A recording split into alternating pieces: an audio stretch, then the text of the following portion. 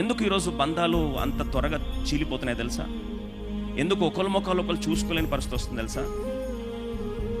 దయచేసి నేను జాగ్రత్తగా, ఏ కుటుంబానికో ఏదో అవసరం ఉంది ఈరోజు, అందుకో దేవుడు పంపించాడు. దయచేసి వినండి. తను మాట్లాడిన మాటల్లో యోబు తన మాటను చూడట్లేదు, ఆ మాట వెనకల గాయాన్ని చూస్తున్నాడు.